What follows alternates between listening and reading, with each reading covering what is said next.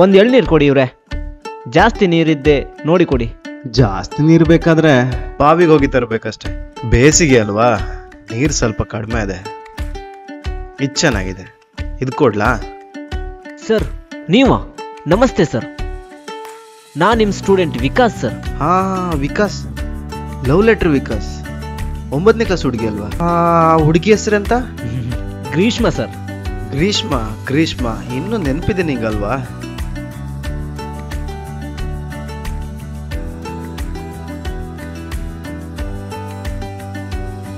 ಹುಡುಗಿ ಅಪ್ಪ ಹೊಡಿಲಿಕ್ಕೆ ಬಂದಿದ್ರು, ನಾನೇ ತಪ್ಪಿಸಿ ಬಿಟ್ಟಿದ್ದೆ ನಿನ್ನ. ಅವಾಗೇನೋ ಒಂದು ಹುಡುಗಾಟಿಕೆ ಸರ್. ಲವ್ ಲೆಟರ್ ಕೊಡೋ ಅಭ್ಯಾಸ ಕೊನೆಗೂ ಬಿಟ್ಟೆ ಅಲ್ಲ? ಬಿಡ್ಲೇಬೇಕಲ್ಲ ಸರ್.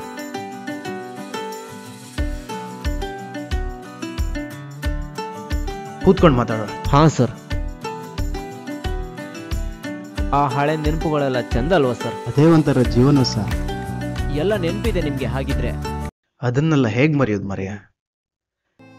ಈ ರಿಟೈರ್ಡ್ ಆದ್ಮೇಲಂತೂ ಒಂದೊಂದು ನೆನಪಾಗ್ತಾ ಇರ್ತದೆ. ಈ ರಿಟೈರ್ಡ್ ಜೀವನ ಇದೆಯಲ್ಲ, ನಂದಿದ್ದದ್ದೇ. ನೀ ಹೇಗಿದ್ದಿ? ಏನ್ ಮಾಡ್ಕೊಂಡಿದ್ದಿ? ನಾನು ಆರಾಮ್ ಸರ್. ಕ್ಯಾಟರಿಂಗ್ ಇವೆಂಟ್ ಮ್ಯಾನೇಜ್ಮೆಂಟ್ ಅಂತ ಸಣ್ಣದೊಂದು ಬಿಸ್ನೆಸ್ ಮಾಡ್ಕೊಂಡಿದ್ದೇನೆ. ಆಗ್ಲಿ, ಒಳ್ಳೇದಾಗ್ಲಿ. ಅದಿರ್ಲಿ, ನೀವೇನಿಲ್ಲಿ ಸರ್? ನಾನಾ ಹೀಗೆ ಒಂದು ಬಿಸ್ನೆಸ್ ಮಾಡೋಣ ಅಂತ. ಈ ವಯಸ್ಸಿನಲ್ಲೂ ನಿಮ್ಮ ಹುಮ್ಮಸ್ ನೋಡಿ ತುಂಬಾ ಖುಷಿ ಆಯ್ತು ಸರ್. ಹುಮ್ಮಸ್ಸು ಏನೂ ಇಲ್ಲ ಮರ, ಸುಡ್ಗಾಡು ಇಲ್ಲ, ಹೊಟ್ಟೆ ಪಾಡು ಮರಯ. ಅದೊಂದು ಗಾದೆ ಮಾತಿದೆಯಲ್ಲ, ಹಡಗ್ ತುಂಬ್ಸಕ್ ಹೋದನು ವಾಪಸ್ ಬಂದಂತೆ, ಹೊಟ್ಟೆ ತುಂಬ್ಸಕ್ ಹೋದನು ಇನ್ನೂ ಬಂದಿಲ್ವಂತೆ. ಜೀವನ ನಡಿಬೇಕಲ್ಲ. ನಿಮ್ದು ಗೌರ್ಮೆಂಟ್ ಜಾಬ್ ಅಲ್ವಾ ಸರ್? ನೀವೇ ಹೀಗೆ ಹೇಳಿದ್ರೆ ನಮ್ಮಂತ ಈವೆಂಟ್ ಮ್ಯಾನೇಜ್ಮೆಂಟ್ನವರು ಏನ್ ಹೇಳೋದು? ಎಲ್ರೂ ಹಾಗೆ ಅಂದ್ಕೊಂಡಿದ್ದಾರೆ. ಗೌರ್ಮೆಂಟ್ ಜಾಬ್ ಅಲ್ಲಿ ಇರೋರ್ಗು ಮಾತ್ರ ಗೌರ್ಮೆಂಟ್ ಜಾಬ್, ರಿಟೈರ್ಡ್ ಆದ್ಮೇಲೆ ಅಲ್ಲ ನೋಡು. ರಿಟೈರ್ಡ್ ಆದ್ಮೇಲೆ ನಿಮ್ಗೆ ಪೆನ್ಷನ್ ಬರೋದಿಲ್ವಾ ಸರ್? ಬರ್ತದೆ ಪೆನ್ಷನ್, ಬರಲ್ಲ ಅಂತಲ್ಲ.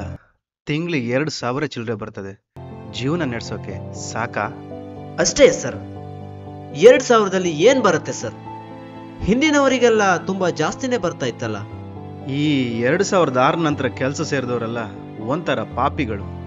ಅವರಿಗೆಲ್ಲ ಮೊದ್ಲಿನ ತರ ಪೆನ್ಷನ್ ಇಲ್ಲ. ನಮ್ಮ ಸಂಬಳದಲ್ಲೇ ಕಟ್ ಮಾಡಿಕೊಂಡು ಶೇರ್ ಮಾರ್ಕೆಟಿಗೆ ಹಾಕೋದಂತೆ.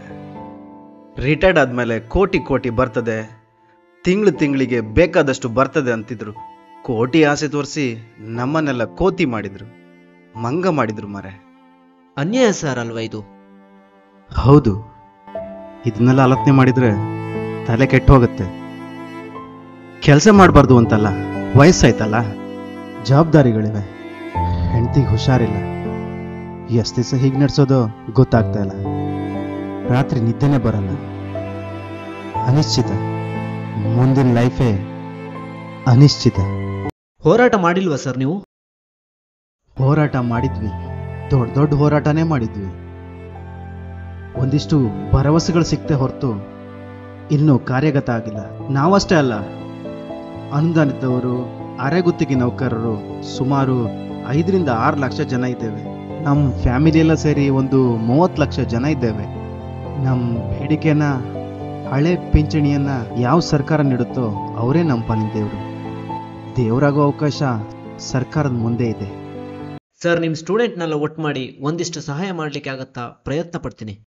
ಬೇಡ ವಿಕಾಸ್, ಈ ಕೈಗೆ ಕೊಟ್ಟು ಗೊತ್ತೇ ಹೊರತು ತಕೊಂಡು ಗೊತ್ತಿಲ್ಲ.